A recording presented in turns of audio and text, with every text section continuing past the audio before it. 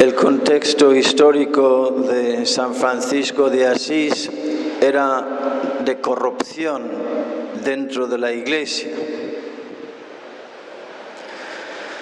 Lo había dicho San Pablo: después de mi partida vendrán lobos rapaces y harán estragos en el rebaño.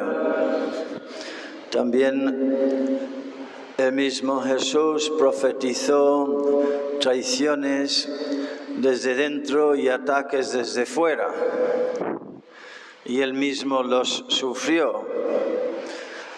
Uno de los 12 le traicionó con un beso. Antes de nacer antes de nacer San Francisco, habíamos vivido en la Iglesia lo que llaman el siglo de oro, que la corrupción llegó hasta el mismo papado, que los papas eran hombres entregados al dinero y al placer y al poder. Y era una situación bastante extendida entre el clero, entre la jerarquía, entre los obispos y cardenales, que vivían como príncipes y no según el Evangelio.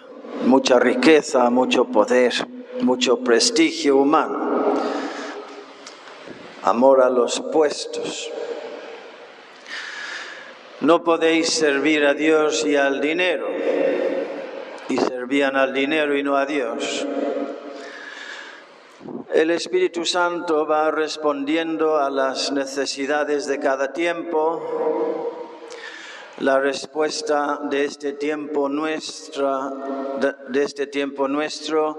eres tú.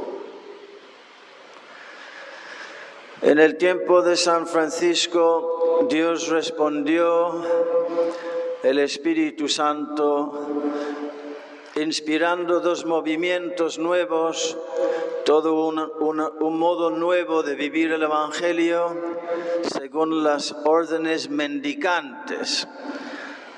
Mendicante significa que iban viajando de dos en dos, cosa que no se hacía antes. Los monjes se quedaban en sus monasterios. De dos en dos, de un pueblo a otro, mendigando su sustento, mendigando comida, como pobres, mendigos, y predicando el Evangelio. En España, Santo Domingo de Guzmán puso en marcha los dominicos, rompiendo los esquemas de aquel tiempo, y en Italia, más o menos al mismo tiempo, San Francisco de Asís, que como conocéis muy bien la historia, cuando empezó a entregarse a Dios, después de hacer ese gesto en el obispado, delante del obispo, de quitarse la ropa, también estaba su padre señalándole, diciendo, mírale, monseñor, que hasta la ropa que lleva encima se la he dado yo.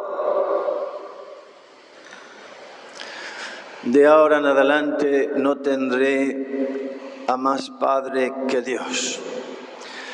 Y se puso a trabajar, oyó esa voz en su corazón que le dijo, Francisco, construye mi iglesia, reconstruye mi iglesia que está en ruinas.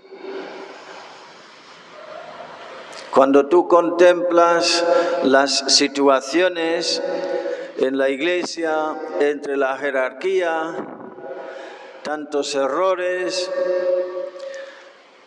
se resuene también en el corazón tuyo esa voz, reconstruye mi iglesia que está en ruinas.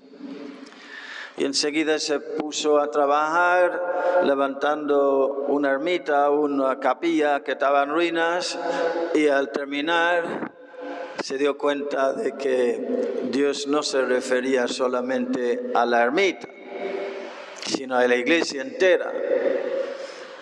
Y lo hizo, Dios lo hizo con él y a través de él. Y con otros, por supuesto. Pero él cumplió su parte. No sé si eran...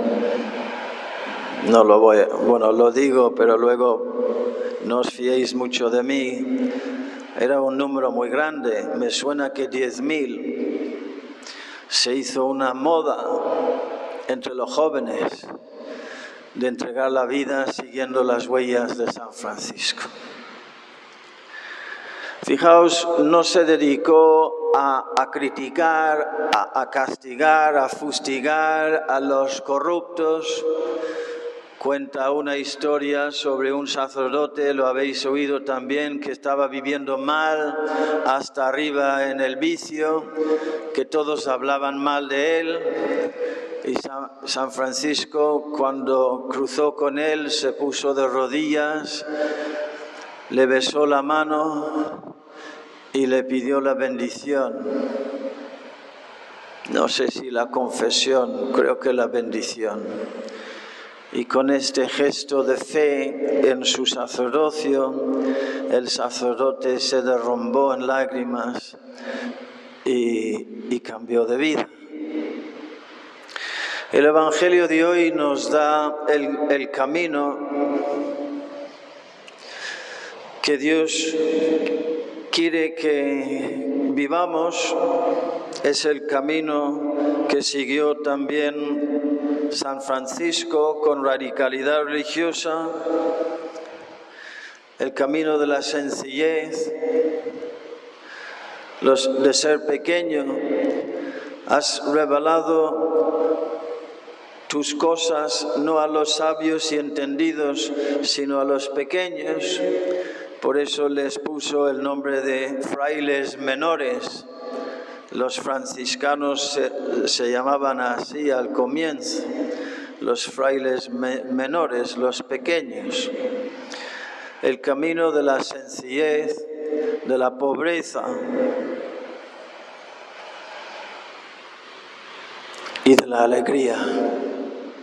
Porque cuando hay pobreza y sencillez, viene también la alegría y la libertad de los hijos de Dios.